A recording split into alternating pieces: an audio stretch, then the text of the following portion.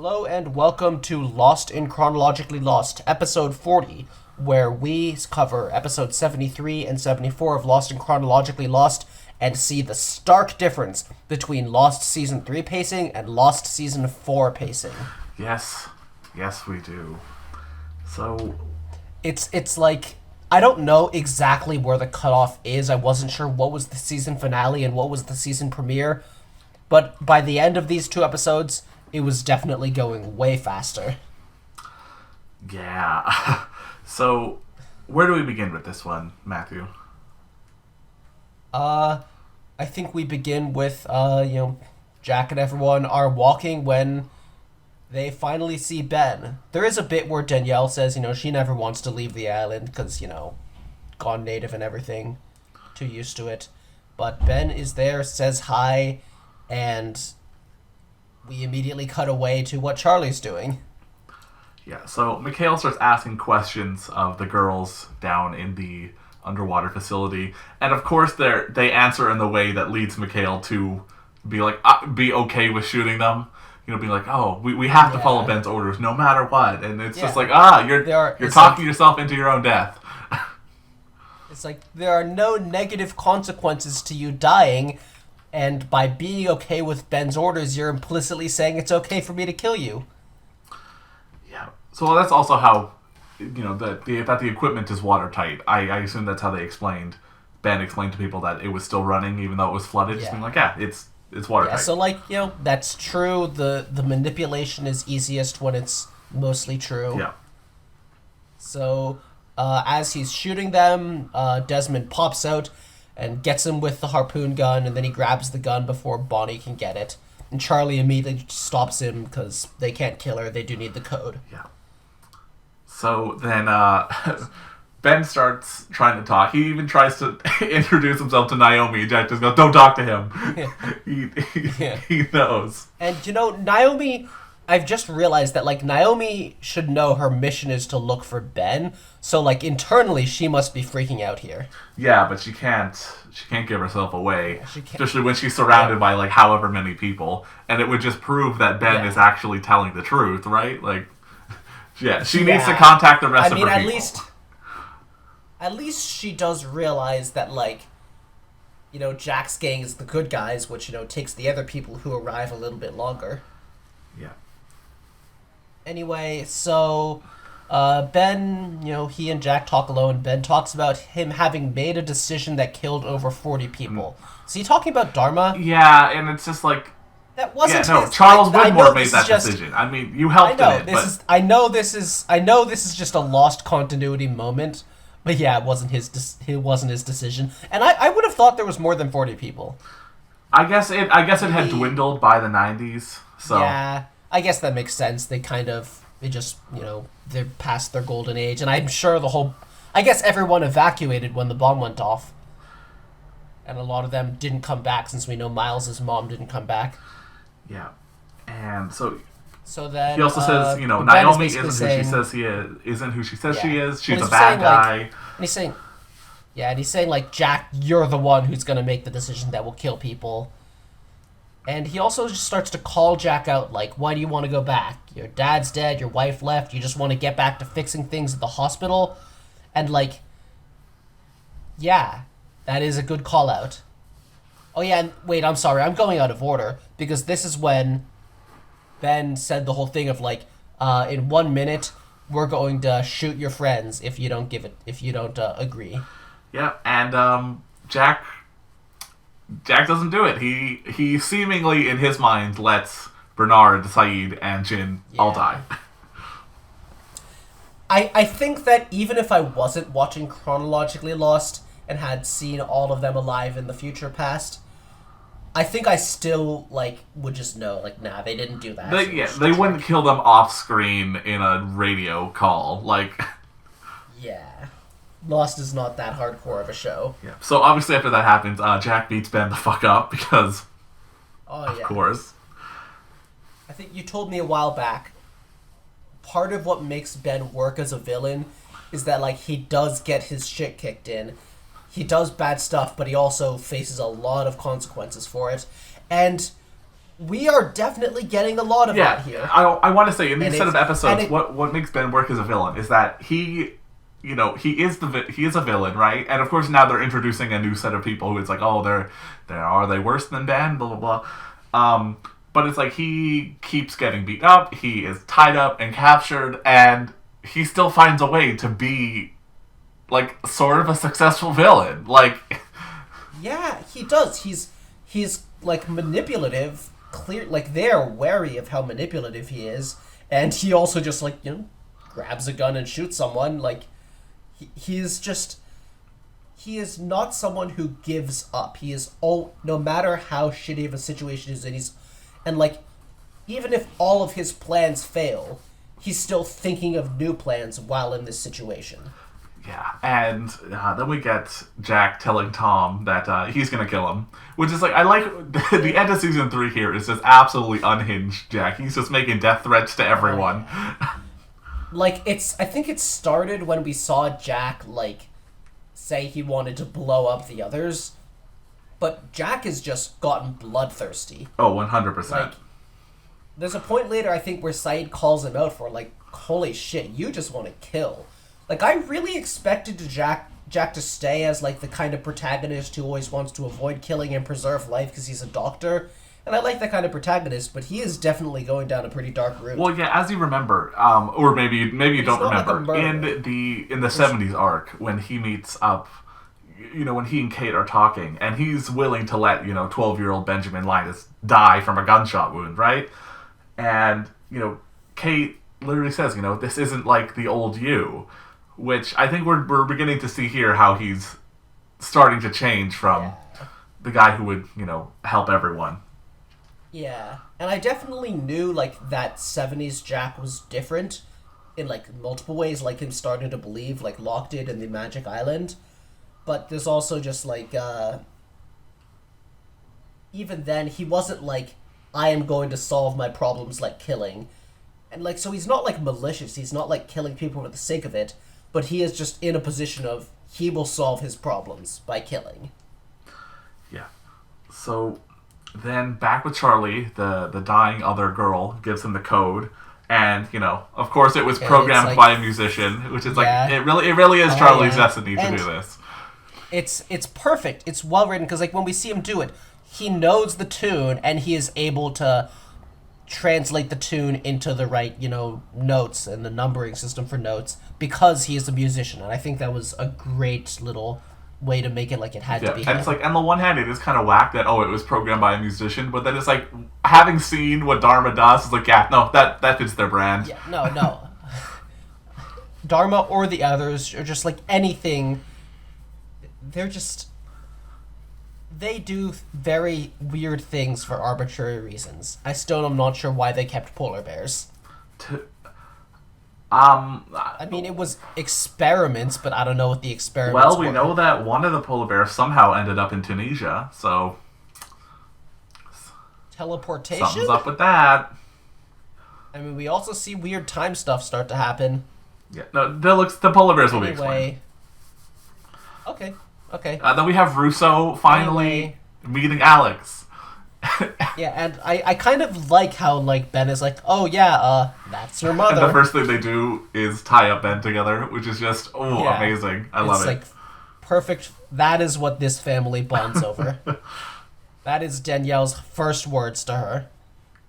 Yeah. So then Jack tells Kate about how he thinks everyone has been shot, and is like, no, I want Ben to know he has failed before I kill him. So that's what we're going with. And then he'll kill him. So now we see Tom, and Tom is like, we should have killed them for real, but like, Ben instructed them before that to only fake it. And we see Sawyer and Juliet... What? No. That was my assumption. No. This is totally different. This is they have stopped believing in Ben. They have lost trust in Ben as the leader. Oh. Yeah, this is like a huge deal. Also makes... So, I mean, that makes sense, and I'm sure that, losing trust in Ben, first of all, justified, just in purely, like, from their perspective, he has made some whack decisions. And Locke has showed up and is doing shit. I know Locke is going to become the leader, I know that's a thing. But third of all, that does make sense, but I feel like choosing not to kill those three is like the others seem like they would happily do that, like in general. I don't know. I Like I think it's a little odd that that's their way to protest Ben, or like the thing that they disagree with Ben on.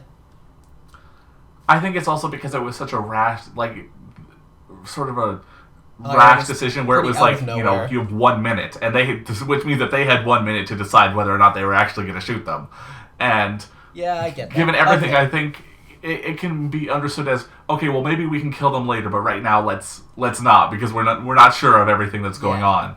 So Okay, it does make sense. Anyway, Sawyer and Juliet are watching, making a plan. When we don't need a plan, we have a van. Hurley saves the day, and it's amazing. I was telling you last episode, Hurley keeps being rejected. Oh, I He's knew, gonna do I something knew. I awesome was and like, I can't important. wait till he sees how Hurley saves this day. Like, It was so good. He just runs a guy over, and like Sawyer sneaks up, and then Sawyer picks up a gun. He jumps out, and then Saeed takes the distraction, trips a guy, grabs him with his legs, and breaks his neck.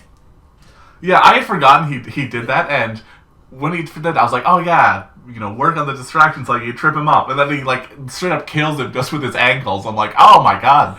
God damn. And then Tom is crawling for his gun. Juliet, gets it. Tom's like, all right, I surrender. Sawyer just shoots him. Yeah, and says, And that's it's for like- taking the kid and off it's the like, raft. I'm- And it's like, you know what? Yeah. Yeah, like, Yep. you know what? Like, literally, in my notes, I say, damn. I mean, when you put it like that, like, I'm generally, like, I don't think you should kill when it's not necessary, but I mean, that we kind are of was an a anti-kidnapper long time podcast, coming. so That whole thing was a long time coming. It was absolutely a way Tom deeply wronged them. And Sawyer just points out, like, he didn't believe Tom that he surrendered, and I also don't think that is necessarily a wrong call from Sawyer either. yeah, and I think it's also, again, we're kind of in the dark Sawyer territory because he has just Oh, yeah. killed, his greatest enemy. Yeah.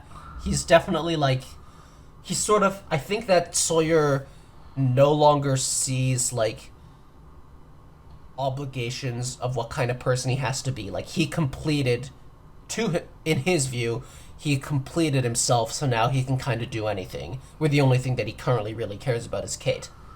Yeah. So Hurley radios Jack and lets him know that everyone's saved, even the people that they thought were shot. Yeah, and that's satisfying. Yeah, That's and happy. so everyone celebrates, and then Claire asks if Charlie's there yet, and it's just like, oh no. And like, even right now, it's not oh no yet, except to the ones who know that he's going to die. Well, the audience knows he's going to die. I mean, Yeah, I know. Anyway, Charlie asks Desmond if he got any flashes, and they're like, nope, we're good. Desmond's getting the diving gear, and Charlie starts typing it in.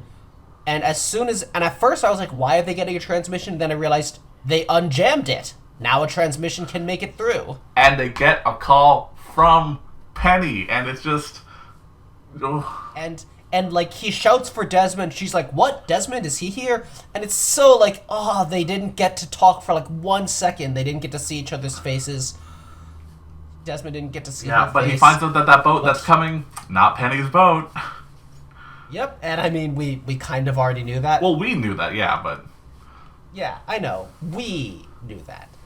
And it's kind of whack because it's like, why was Penny their cover story? Like, I guess if they expected to find Desmond, then maybe that would be their cover story. But it's like, why would that be your cover story when, like, for all you know, nobody there will have heard of Desmond okay. anyway? Here's my idea of this whole cover story, because they aren't going to explain this. Here's my idea. So Penny legitimately put in a bunch of money. Obviously, she had employed those people in like the Arctic or Antarctic, whatever, to monitor, to try and just find Desmond somehow. And then she gets a thing being like, oh, okay, that must be Desmond. I think Widmore has a spy or someone, whatever, along the chain of people that Penny has employed, who then tells Widmore, Naturally. hey, Penny's people found this, so we can go do our plan now. And he goes, great. And then we already have the cover because Penny's planning the whole thing anyway. We'll just say it's her, and if we want to find the island, then we have to find Desmond. So let's find Desmond, and bing bang boom. That's how everything adds up. Why? Well, why? What's the find Desmond Well, step? because he knows that Penny found it by looking for Desmond. Okay. And I still think it's a little whack that, like, giving Naomi the picture of Penny and Desmond is, like... I don't This is see the what that only way to accomplishes, explain but it, I mean, though. Like, it's not that important. It's not that important. Anyway, unfortunately, Desmond sees that Mikhail's body is missing. Turns out he crawled down, swam out there, and has a grenade. And Charlie runs, and I love this. He chooses not to escape himself, but to shut the door, because, sure, there's a chance he could escape and get out the door, but he doesn't want to take that risk when that could hurt Desmond, so he instead sacrifices himself to guarantee that the water won't hit okay, Desmond. I'm so glad that that was your read of this, because so many people go, Oh, no, don't get me wrong. I'm going to get to what's stupid about this. okay, because some people go, what? He had time. He could have ran out. He could have gotten to the moon pool and dived down. Blah blah blah. But Okay. here's the thing. I think... Desmond was in a full sprint towards the explosion. He had to stop Desmond from drowning. Like, Desmond would have stayed there. Okay, yeah. I think that in a, like, purely logical, like, way, it's like, oh, yeah, you have time to make it to the moon pool, and I think that the idea that, like, it's not like the water would instantly kill them. I think the biggest risk... Well, even then, I think that through a small hole like that, there wouldn't be, like, a huge rush of water. So, I don't know. I mean, I think it'd be possible to get out, but I think that it's not about, like... It's not really about the pure physical details. It would be nice if the physical details were totally consistent and believable, but it's about it being a character-driven choice.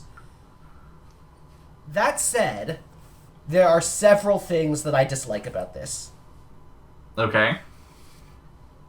First of all, I still do think that water is not an absurdly pressing threat. You could just jump in the moon pool, get out, because you have no reason to stay there left. Second of all, the water is pouring in from a window that is mid-level in the room Charlie is in. Air escapes upward, therefore an air pocket should remain at the top of the room Charlie's in. Obviously not infinite time, but like Desmond could rush out, swim out, and then Charlie could be like, okay, Desmond's got no risk to him. I'm breathing the little bit of air I have left. Now time to open the door. Third of all, Charlie is kind of scrawny. I think he could have fit through that window. No, okay, no, come on now. That's what I'm gonna argue that one. No, he could not fit through that fucking window. Okay, I didn't look super closely. I have seen this scene 100 times, and I've seen people make that. that argument. There's no way he's squeezing through that window. Have you ever seen, like, a cat or a rat squeeze through... I'm sorry, are you now saying that he is a rat? Like, he's a human. I'm saying that mammals are very compressible. There's no way he's fitting his collarbone through that. No, there's no way. I thought that looked not that small. No, there's no way. I'm rejecting that argument. Anyway, I do think that the fact that an air pocket didn't remain at the top of the room does not make complete sense. Where, like, even if he dies anyway and he runs out of air, that should have been there. Because there's no hole at the top of the room for the air to escape out of. Anyway, from a character-driven perspective, it was great, and I love that he spends his last moments writing on his hand, not Penny's boat, so we can show Desmond, and the shot of them, looking, him showing it on the window, that was fantastic. Yeah, so that's the end of Charlie. Yep. And in the end, it was very well done, and it is so crazy how far he came that I'm actually sad he died. Because if you told me that, like, if you told me in season 1 Charlie's gonna die, I would have been like, cannot wait. Yeah, but it's sad. And then, of course, it cuts to everyone celebrating Charlie's victory because there's no more jamming. Yep. Also, I really like just, again, like, it's like the concurrent plot lines tying together, that first we get Ben explaining to everyone that, like, no, the people coming are a threat, but you're not sure if it's real because it's Ben, he could be biased. And then you get, in a different plotline, the confirmation that it's not Penny's boat, so something is going on. It's very well structured. Yeah. So they finally get to this broadcast tower that they've been talking about for 3 seasons, and they turn off Rousseau's signal, and they get a signal on that satellite phone, and Ben is just begging them not to call this boat. Yeah, he's like, please don't. And then Locke has his final big season 3 moment. And he throws a knife into Naomi's back. And it's like, okay, maybe Naomi is working for bad guys, but it's like, from a viewer perspective, watching that, like, not having known, like, that Widmore is behind all this, that must have been so frustrating. It was, he just can't stop himself from just trying to derail this plot as much as possible. You know, there's a lot of, like, characterization with Locke, where, like, he's not a killer. He often doesn't shoot people. He had a hard time killing people, but he was able to kill her. Yep. Just no question. Yeah, and that's kind of whack. But, you know, he has this whole confrontation with Jack, and, you know, Locke misses his shot, basically, so Jack gets the phone, and... You know, he says Jack isn't supposed Locke to do this, but... Yep. And then they get a call, and they said, yep, we're all good. You're going to be rescued. We can come rescue you. Hooray. That's the end of season 3. Damn. Okay, I see. So I think the start of the season 4 then is not super fast, but then once we get to a certain episode, I really like how season 4 gets going. Yeah, so now Jack is just filling in Hurley on what happened at the season 3 finale. And there's also, Jack also says that he will kill Locke, which, you know, that is what current Jack is like. And we get a little moment where Sun, Claire, and Rose talk about their mans, where they say they get stuff totally wrong, because first of all, they think Bernard is a hero, when Bernard folded like nothing. And second of all, they think Charlie is alive. Yeah, and before that, Sun is so happy, because he's like, oh, I can actually give birth in a hospital. And Claire's like, really? You gotta rub that in? Like... Yeah. So then we get to see Bandit trying to ask Danielle for a favor, which is just laughable. He says his daughter, so she done slapped him. Yeah, but I mean, this just showed like that he clearly thinks this really is such a threat, because he says, you know, take Alex and just get far away, because... Yeah. Now, I think that it is like the idea that they're all gonna die is kind of oversimplified by Ben, where he's so like, oh, it's like the way he's putting it, you'd almost think that a meteor would hit the spot they're on, so need to physically get away. It's like if you stay here, you die. Where it's like, no, there is a group that will come, and I mean, maybe you'll be able to fight that group off. Are they going to be unstoppable? I don't know, but it's like, and if the group is coming, then is going somewhere else on the island going to save you? I think that Ben is just, you know, you could get more specific, Ben, basically. Yeah, so then we get Hurley telling Bernard that he won the lottery, and he thinks that when he gets back, all his money will have been spent, and he's so happy about it. Will it? I'm not sure I see why. I mean, I feel like his mother would save it.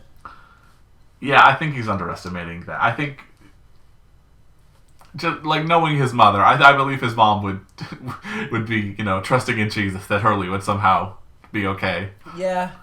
Or, I mean, I also think his mom would, like, use it, just not, like, so recklessly to have, like, spent it all. Hurley, you've only been, you know, it's been 3 months since you've been gone. You can't burn through that many millions, and, I mean, well, you can, but I don't think she's going to. Yeah, she's not trying to win a contest. Yeah. So, and then, Hurley does a cannonball. This is apparently a callback to something that the actor actually did when they had finished rapping on the pilot episode. He did that, so then they wrote it into the show. So that's fun. Nice. And then while he's in the water, what's not fun is that Desmond arrives with no Charlie. Yeah. So that's sad. Yeah. Desmond saying, you know, got to talk to Jack. Naomi lied. They aren't who they say they are. And, there's so many questions being asked, and Hurley just shuts it all up with, "Where's Charlie?" Yeah. So then the boat people start asking for Naomi, and apparently she has just crawled away. And Ben watched it happen and just didn't say anything, which is hilarious. Yeah. And meanwhile, the gang at the beach is, arguing about whether they're called Jack or not. I'm not even sure, who's on what side. But Hurley grabs the walkie-talkie and throws it because they don't want to get intercepted, so they're just going to walk there. Yeah, so then, we have Jack and Kate arguing about which trail to follow for Naomi. And I love that Jack's like, of course, we're going to get on this rescue boat, and we couldn't stop ourselves from arguing over one last thing. Yeah. And, so Jack and Kate hug, and we know now that she took the phone then. And meanwhile, we see, Hurley and everyone getting ready to go, and while they walk, Sawyer asks Hurley if he wants to talk. It's like, wow, Sawyer caring? But Hurley does not want to talk, and instead he finds this magic cabin that is apparently moving. Yeah. I'm gonna tell you something. Nothing about this cabin will ever make sense. Yeah, when you told me before that it wasn't gonna make sense, I didn't realize how much there was that wouldn't make sense. I had completely forgotten about this part, but in my mind, I have already written off the cabin as anything. So. Yeah. So. He just, meanwhile, it turns out Naomi did leave a fake trail. Yeah, wow. Impressive while you're crawling. And, Jack talked so big to Kate, and then he was wrong. And, so Ben makes fun of him for that, which is funny. And, I mean, I'm vaguely on Kate's side in that she was right. But that also puts me on, Ben's side in this conversation, because Ben is like, haha, Kate was right. And that feels uncomfortable to be on Ben's side. Yes. So then anyway, Kate gets a call on the phone, and Naomi attacks her from the tree. And it's like, bitch, what the fuck? And Kate is just, serious, with a knife at her throat. Kate is just like, what the hell? Locke is our enemy right now. What? No. Yeah. And then Naomi gets on the call, and she ends up pretending the knife that the Locke killing her didn't happen, and just says, she got injured on the parachute. Yep, but then she says, "Tell my sister I love her." She says, which is a code for when they have you at gunpoint, when she has Kate at knife point. Well, I think again, we know from the flashback, she knows that Miles can do everything. So it's just a message to be like, hey, things aren't as they seem. Okay. Yeah, Miles definitely makes the assumptions off of that. Yeah, but I mean, he's the one who's able to clear it up, so. Yep, and it is great when we see it cleared up. But anyway, we see Hurley go into the... So you're calling it a cabin, and they call it a cabin later. It's While a cabin. I was watching this part, I was trying to figure out... At first, I was like, it's a hut. And I was like, no, that's not a hut. It's a shack. And I think shack is pretty close. And you could call it more of a shack than a cabin because it's kind of run down. But it was definitely a cabin. Anyway, he sees some eyeball, which... It's nothing. Yeah. And then the cabin moves, and he thinks he's going crazy, and I just kind of forgot about this scene.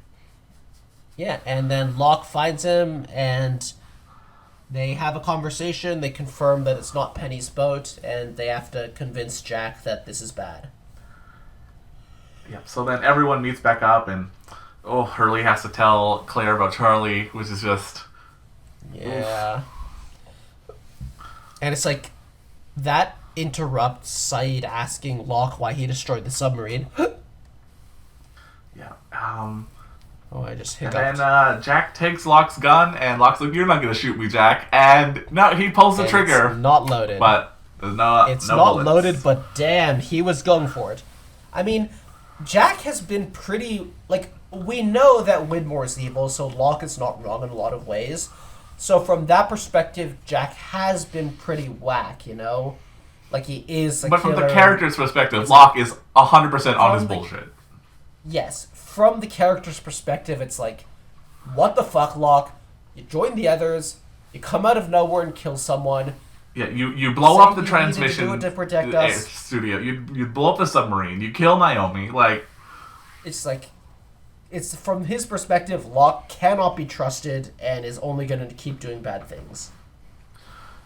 So then we have the big split here, where it's you're either going with Jack or you're going with Locke, and yeah, and I mean, this seems like what season 4 will be about, the split, and I gotta say, on some level, it hurts to see them split up when I want to see them all reunite and be on the same team, but for a plotline for a season, this is a fantastic concept that seems like it's going to lead to a ton of drama, like good drama, and like we already start to see it later. Yeah, so Hurley, Claire, Rousseau, and Ben join Locke, which I love Ben being like, with your permission, Jack, I'd like to go with Locke. And a bunch of like randos that we don't know. Yeah. And, but Rose, Bernard's like, hey, I know you said you wanted to stay, so I'll go through. And she's like, I'm not going anywhere with Locke. That's an insane man. Which, I mean, Locke may be right about some things, but Rose is our rock, and she is definitely right that he still acts pretty whack. And then Sawyer also joins Locke, which he even makes a good point, which I think this is also a good point difference between Sawyer and Jack, which is that, Ben even points out to Jack that, why do you want to go back? Your life is completely empty in the real world. But Jack is just like, no, I'm going back. And Sawyer's like, yeah, no, my life's empty in the real world. I'll just stay here. Like, but see, that makes me think back to how, like, back in season 1, that point was raised that Sawyer wanted them to stay on the island because he was a king there with all of his stash. But then once they get the raft, that's contradicted by Sawyer, or like, not necessarily contradicted, but what we actually see is Sawyer wants to leave and get home. And yet now it is. But then that was contradicted in that he thought the raft wouldn't work and he would die. Like, yeah, I mean, it's believable that his opinion would shift over time as he'd come to get used to being here. But they definitely kind of have played it multiple ways with him. Yeah, so then we have Jack and Kate arriving at the cockpit of the plane, and we get a split screen. Oh, wait, wait. There's one thing I have to mention, because there's a thing I've been wondering about for so long that I sort of have mentioned, and that's that there's a brief time travel bit we see when Sawyer and Daniel first meet. And Sawyer is like, who the hell is this? And at the time I was like, that confused me because I would have thought that, because at that point it felt like Daniel must have already been a cast member for a while, but if he was a cast member then he would have met everyone, so then why would they not have met? And it's finally explained, because we split into 2 factions, so Daniel just won't have met Sawyer's and Locke's faction by that point. Yep, there you go. Very easy. And, like, it's a minor thing, but I like that it finally fits in my head. Yeah, so Anyway, they're at the cockpit. I think when we got that cockpit stuff in, like, episode 1, you told me that they'd never go back there. I had completely forgotten about this scene. I mean, and nothing. What, like, to be fair, I forget why they were here other than to just bump into Daniel. Like, oh yeah, there's no reason for them to come here. This feels like something that was that they had to quickly stitch together from due to the writer's strike that happened during the season. Where it's like they have to just meet Daniel now. Why they're at the cockpit? Who cares? They're meeting Daniel. Let's just get to that. Yeah, and look, honestly, I feel like there have been like several points when you tell me something is never seen again, or never mentioned again, or never explained, and then it does show up again. But it's always, like, in a way that doesn't matter, and I totally see why you would have forgotten about it. Yeah, because, the focus of the scene isn't they're at the cockpit. The focus is, oh, it's Daniel. Like... Yeah, and Daniel arriving sets a tone for the rest of this episode, in that it is not, like, a slow build-up. Like, remember when they were looking for Naomi, and it was this slow build-up before they finally found her? Now it's just, like, here's Daniel, here is your new main here's Daniel, and here's a map to everyone else you're gonna go find. And then it's like, here's Miles, here's Charlotte. Each one of these would have taken a whole episode in how the earlier seasons were paced, but season 4 has places to be, and I am along for this ride. So not every episode in season 4 has flashbacks, because we're kind of over that. So, like you said, I believe that if this were a longer season, well, one, we know Rousseau would have gotten a flashback episode, which is the time travel. Yeah. And I feel like they would have given a specific flashback to each of Daniel and Charlotte and Miles, but no, this episode, the flashbacks were you get one Daniel, one Miles, one Charlotte, one Frank, and then at the very end you get one Naomi flashback. Like, Damn. that's... And I think that there's more from each of them, and like gets filled out more. Yeah, Daniel and Miles especially get fleshed out more. Yeah. This was just... I mean, here's like Daniel, and he has mind problems. Miles can talk to dead people. Charlotte's an anthropologist. Frank is a pilot, and Naomi was like a soldier coordinator person. I don't know. Yep. It's just like here's just one flashback to explain what they do. Yep. We don't have the time to waste now. We have things to do, and it definitely feels exciting. It definitely kind of just took my attention, and it's like, here, things are happening. And I think that feels similar to how Season 5 also felt like it was moving in the parts I saw, so I'm definitely enjoying the fact that I think we're going to keep up this pace for the rest of the show. Not like, I mean, I think there will still be slow moments, but in general, times like Season 1 and 2 are far behind us. Yeah, another thing I really like is that, with Season 2, when Season 2 starts and we're introduced to Desmond and the Tailies, right? It goes several... Oh, that's like... It goes... That's exactly what I It goes so long without being like, who the hell are they? And then they're like, eventually later on, okay, you get flashbacks for some of them. And then it introduces, the others with Ben and Juliet. And it's like, who are they? And they're in mystery until, like, Juliet starts getting some throughout the season and Ben gets one near the end of Season 3 to explain who they are. This is like, no, here they are. They get one flashback each. Now you know about them. Let's go.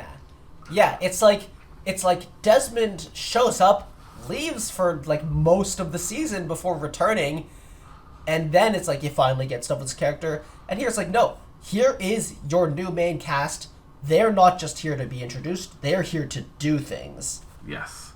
So Daniel calls the boat, and the boat people are acting suspicious as fuck. Yep. And I just love, like, the reactions of, like, people meeting each other. You know what this is? There's another angle to this that I love. It's more crossover episode. Yes. I believe we have almost seen all the main characters by this point. I know there's Season 6 I believe people, there's only one person who you haven't met yet who is credited as a main character. The rest you have met, they just aren't main characters yet. They're just around. Yeah. Anyway, so then Locke is like, hey, we have to go find this cabin. And Hurley's like, well, the cabin's that way. And Locke's like, bitch, what the fuck are you talking about? Yep. And then he's like, oh, I thought you were talking about the airplane cabin. And then Locke says he got instructions from taller Ghost Walt, which... Yeah, well, I love that they mentioned he was taller, because they can't explain it, but they're, like, putting in, like, the tiniest effort to. Also, Sawyer calls Locke Colonel Kurtz, which is a reference to Apocalypse Now. That is actually, like, surprisingly apt, because in, like, Apocalypse Now, he's this, like, army colonel who, like, went in the jungle and became insane, and he had a shaved head. And it is kind of similar to how whack Locke is acting. That's cool. Also, fun fact, it was played by Marlon Brando, and the character wasn't supposed to be, like, kind of heavy or have a shaved head, but then Marlon Brando just showed up on the set with a shaved head and had put on weight, and they just had to deal with it. Yeah, I heard the making of that movie was quite a disaster. I liked a lot of the movie, but I didn't like the parts of it once he was there. I didn't like the last stretch of it. Anyway, so then they're asking Juliet. They're like, "Hey, are talking." Yeah, and I like that. Like, Saeed and Juliet talking just gives off a vibe of like, Juliet, this is what I was waiting for. She's one of the good guys. She's accepted as part of the team. She's not just like only talking to Jack. This is what I wanted. Yeah, and she's like, well, maybe Ben was lying, but also maybe he was telling the truth. So who knows? Yeah. And it's like, yeah, you could say that about anything. Yeah, and then Jack and Kate, they find hazmat material from Daniel, and they're like, okay, also, why do you have a gun? And he's like, well, we're not really here to rescue you. Which... yeah, it's not our primary objective. And I'm like, does that mean it's your secondary objective? Or does that mean it's not an objective? And I also, if your goal is, like, to kill the others, kill Ben, Jack would probably team up with you at this point. Yeah. So then Sawyer starts questioning Locke's entire story. He's like, okay, so you got shot, and then Walt showed up, and now you're better, and you're fine. And then he's like, hey, look, I have the bullet wound to prove it. Yeah, he's got... That's true. And I love the line that he'd be dead if he still had a kidney there. Yeah, amazing. You know, again, Locke is a huge believer in fate, so it's like it all comes around to him. Yep. And now Miles is lying there on the rocks, and they go up to him, but he was playing dumb. He gets up, points a gun at Jack, and he tells Kate to back away from Daniel. And at first I'm like, does he know that Kate was a criminal? But no, he thinks that Kate killed Naomi. Yeah, because turns out Naomi's sister comment was a code. So he's like, hey, I want to be taken to the body. And they're like, what? You won't be able to figure it out. And he's like, I'll know. Don't worry. And I think, like, so when you're a first-time viewer, I mean, once he's at the body, I feel like it can only be explained by him talking to dead people. But it's definitely like a, oh shit, he can do that, I think. Whereas I'm just like, yeah, I know. Yeah. Then we have Ben riling up Alex and Carl because... Oh, yeah. So it's like, shut the fuck up, Mr. Linus. And he's like, if you're going to sleep with my daughter, call me Ben. And then he starts, goading Sawyer about, losing Kate to Jack. Being like, in the real world, how could you ever compete with a first-class surgeon? Like... Yeah. And then Sawyer, beats the hell out of Ben. It's like, Ben going through stuff like this, it just keeps happening. I told this to you earlier, but the actor for Ben was once asked how many times he had to get beat up, and his response was, well, how many episodes was I in? Like, it's constant. Yeah. Anyway, so then Miles talks Locke to Naomi. says they're keeping... Wait. You go first. Well, I was just saying, like, they're keeping Ben alive because he does have information they need, and besides his mouth, he's harmless, which turns out to be not true. And they say, like, we're not going to execute him in front of his daughter, which, like, yeah. And then so Miles talks to Naomi's body, and it's like, oh, okay, well, it did happen how Kate said it did, so... Yep, and from here on, look, right now, Miles is abrasive, and he is kind of a dick to them, and he's definitely, like, kind of rude in general, and I still love him. I love his on-screen presence. I love his personality. He is such a fun character. Like, I think that even if I didn't know him before now, he would still just, like, immediately be one of my favorite characters. Yeah. So then we have a scene where it's like, oh, Jack and his crew are basically like the others now, where they are holding them hostage from in the bushes. It feels so others, and Miles thinks it's a bluff. Miles thinks it's a bluff.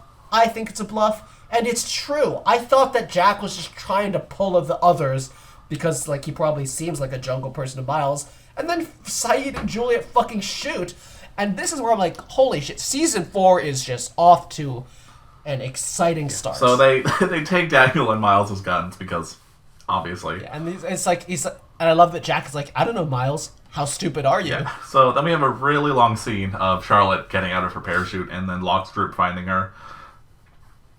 Yeah. That's the scene. You're just like, hi. Yep. She falls into a lake. At first I was like, wow, hanging upside down from a tree over a lake is a bad position to be in. Then I realized it's better than being over hard ground. Yes. So then Saeed starts questioning Daniel and Miles, but Miles is just being snarky as fuck. Yeah. And I like that Daniel... I also like Daniel, not quite as much as Miles, but he's like, oh, I'm a physicist, but I don't like being pigeonholed. And then Miles like, I collect soil samples. And we get Miles doing like a fake, like, oh my god, you're the guys from Flight 815. And then meanwhile, we see Charlotte giving the real, like, oh my god, I can't believe you're alive, and she's being genuine. Yeah, but and she's like asking genuine anthropological questions, but everyone in that group is so sus of her. And then meanwhile, everyone is like so just like quiet, staring at her. Yeah. And it's like, does she actually believe it's a rescue, or is she just the best actor? I mean, I feel like... I think there are elements of genuineness and that they're not, like, bad people. I think, like, she and Daniel genuinely are happy and impressed to see that they're alive. I mean, it does depend. Miles went here because he wanted the money, and also he was told, "Oh, you'll find out the truth about your father," or something like that. Daniel went because he was told his mind would be fixed, which it seems like it has been, like, just real fast. Yeah, he is immediately. And it feels like Charlotte was picked just because she wants to finally, discover the truth about things. Like, that's her, like, sure, maybe the overall mission is shoot, but her mission personally is find things out. Like she's investigating Dharma, right? Yeah, she wanted to find where she was born. Bear. Yeah. And so then they think Charlotte's running, but it turns out they just put her tracker on Vincent, which is hilarious. Which I think Vincent deserves better than to be used as bait like that. Yeah. Then we see Frank climbing and seeing one of Mikhail's cows. Yeah. Which is... Yeah. And his phone is broken, so he shoots a flare gun. And then Ben steals a gun and shoots Charlotte, which is just like, Britch, what the fuck? But of course she has the bulletproof vest on. It's like, Britch, what the fuck? But even, like, you kind of just... I mean, like, even if I didn't know that she's alive later, she just the scene gave off bulletproof vest signs. Like, we've both seen countless scenes in TV shows and movies. It was like, oh, I had a bulletproof vest on all along. And sometimes you can just kind of tell from how they're framing it. Yep, so then Jack's group, they find Frank, and they're like, oh, where did the chopper crash? He's like, hey, it didn't crash. It's just right there. It's like, holy shit, good job. Yeah, what kind of pilot do you think I am? It got struck by lightning. It got struck by lightning, and yet he did great. Yeah, and so then they start preparing the chopper to fly back. And then they find out Juliet's not from the plane. Yeah, and it's an enjoyable scene, I think. And there's a few moments I like, Jack gives Miles the phone and he's like, none of that sister code. And Miles says, that's not Naomi, it's just meat, which I can see being your perspective if you happen to know that souls and ghosts are real. Yeah. And then, Juliet says that she's Juliet Burke and Frank has memorized the manifest. But it's like, she defected. But Miles demands to know where Ben is. Because that's who they're after. And then we immediately cut to seeing where Ben is. So Locke is gonna kill Ben, but then Ben's like, no, I have info. So then Locke is like, hey, what's the smoke monster? And he's like, okay, well, I don't know that one. Yeah. But then he starts just spouting off backstory for Charlotte. Yep. And then reveals he has a spy on the boat that he won't tell them about, even though we already know it's Michael. Yep. It must have been such a twist when it does get revealed it's Michael. Like, what I expect to happen is that Saeed gets on the boat, and then he sees Michael, and it's like, what the fuck? I can neither confirm nor deny that is... Anyway, we get Saeed praying, and the audio is really quiet, but the subtitles are there, so I don't think I was actually supposed to hear this very clearly, but I got the whole conversation, which is Miles saying he was hired to find Benjamin Linus, and Jack saying he's with Locke and Charlotte. Miles wants his gun, and like he said, Miles like, I'm not asking you questions, but we have the same problem, Locke. Yep. So Saeed makes a deal with Lupius. He's like, hey, if I bring back Charlotte, then you'll let me go to the freighter, and he's like, yep. And so Saeed's like, hey, Jack, since you tried to shoot Locke last night, you're not part of the mission. Yeah. And then Miles is like, what? You're going after Charlotte without me? And Saeed's like, no, we're not. You're coming. Yeah, no, and Miles doesn't even know. He doesn't even know how to react. No, I just like that when, like, it reminds me of just a couple episodes ago when Alex, like, angrily swims up to Ben and is like, I'm coming with you. And he just goes, okay. Like, oh. Yeah. We are now in the people are allowed to go with people on things phase of the show. Happens with Kate too in a bit. Yeah. So Locke gets to the cabin area, but it's gone. And Hurley's like, why don't we just let Charlotte go? And then Locke's like, no, we can't do that. Otherwise, there'd be no plot. Yeah. I mean, I do have to say, like, just a little while ago when they split up, it was because whether they wanted to hide or whether they wanted to work with the supposed rescuers. But now it's at this point, it's like, Jack, like, at this point, Jack has got to have realized, like, yeah, they did come here for sus reasons. They're looking But they for also Ben. have a helicopter, so... Yeah, so it's like now the divide still exists because it's like whether we want to just completely avoid and be against the freighter people or whether we want to, like work with them and see what we can do for mutual benefit. Because obviously, I mean, even if they have sus motives, they aren't coming in just immediately trying to kill them or anything. Yeah. So, but it does make the divide feel kind of arbitrary, especially as Saeed is basically on both sides. Yeah, I mean, I kind of get it in the sense of now you have one group being like, we are going to be actively hostile towards these people, and another group going, well, they're bad, but they have things that we need, so we're going to work with them. And they're reasonable enough to work. Like, we can make deals. They're not... Yeah. Anyway, so we get Kate making fun of Jack for being told not to come, and he's like, oh, does that mean I should do what you do and just follow along anyways? Like... Well, honestly, her call out to him was better than him calling her Oh, out for 100%. that. But then he ends up saying, yeah, you should just go.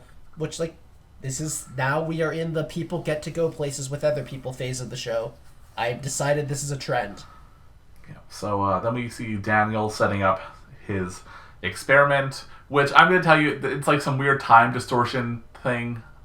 Oh, yeah, there's a time... Like, the clocks were... out of sync as though it took longer to travel than it should. This is never going to be explained, by the way. It's not an easy thing to explain, or rather, you can explain it, but it would lead to so many other inconsistencies, because it implies that time on the island has, like, in general, been passing slower than on the outside world, which, like, you could go with that as a premise. I just have zero expectation that the show will actually commit to it. Yeah. So, anyway, then the sort of hunting party gets to the barracks where they find Hurley tied up as a ruse. Yeah. The plot is moving so fast that I feel like we're kind of skipping over a lot of little moments that I actually liked. Like, for instance, I enjoyed Jack telling Frank that Saeed was a torturer. And by the way, was this Saeed flashbacks? Nope, no flashbacks this episode. Huh. It definitely felt like there were a few moments that, like, cut in that way, but I guess it was probably just commercial breaks. Anyway, I enjoyed, Saeed asks Miles if he was close to Naomi, and Miles just like, nope, but she was hot and I dug her accent. Yeah. And, then we also get Jack asking if the Red Sox really did win. Of course, turns out Lapidus is a Yankees fan, so... Yeah, he immediately goes off on how much he likes the Yankees. Yeah. So, Saeed finds a hidden door inside of Ben's house, which has just tons of cash and fake passports. And also, when they found Hurley, it's just like... I knew it was probably a, Hurley is baiting them plot, but I wanted to trust Hurley, because how can you not trust Hurley? And that's why he's the perfect bait. But the thing is... That's not the only time someone has been tied up in that closet. We saw that happen in the 70s, didn't we? Sawyer tied up that annoying guy. Oh, yeah. I forget. Phil. Yeah. Yeah. It was a weirdly similar thing. Yeah, and, I mean, in Season 3, anyway, that's where Locke held Alex hostage in that closet. A lot of hostage things. No, that was a different closet. You're right, I'm sorry. It was a different closet. closet. Anyway, so Daniel's payload gets here, and then Juliet and Desmond get to the chopper. And, that happened. See, we've gotten all out of order because I wanted to go back and talk about good moments. But, Saeed, in the secret passage, he finds a lot of money from different countries and passports. Then we have Kate and Sawyer arguing about why each other picked their side, because Sawyer makes a good point. He's like, you realize if you go back, you'll be arrested, right? Like, the thing you were trying to avoid? That is a really good point. Yeah. Like, especially as, like, they have the manifest. Frank memorized it. He knows who the people are. So, Frank's Yeah, got and it he's now. like, hey, why don't we just stay here? Because we have nothing in the real world. And Kate's like, no, Yeah. I'm good. No. Yeah, I wanted to mention, like, I kind of see how the show is going to veer back towards Jack and... I mean, it already is. It's veering back towards Jack and Kate because now, like, Jack and Kate are on the same faction. So then Saeed starts negotiating with Locke and ends up doing a trade of, okay, you give Charlotte, but we'll give you Miles. So Yep. Which, I mean, that's kind of... The thing is, that trade works because Locke is honorable, whereas, like, if it was Ben, that would never work because they already have Miles. yeah, and then he comes back and Lupita's like, oh, you cheated to do this. He's like, but I don't like Miles anyway, so it's fine. Yeah. And so then Daniel tells Lapidus, also, hey... there was... Wait. We're skipping more moments. I don't want to... Let's slow down a bit. Because I really like how Desmond is, like, asking why Naomi had the picture. Frank is like, I don't know, she was senior management. Classic management, not telling the workers what's up. Yep. And then, Charlotte wants to stay on, the island. She has work to do, and Daniel wants to stay because he's... I don't know, is he because he has work to do, or is it because he already loves her? Let's go with yes to all. Yep. And then, since they have room, they decide to bring Naomi back. In my opinion, that's a bad idea because they have limited fuel. They should take the opportunity to take less weight and increase their chances of getting back safely.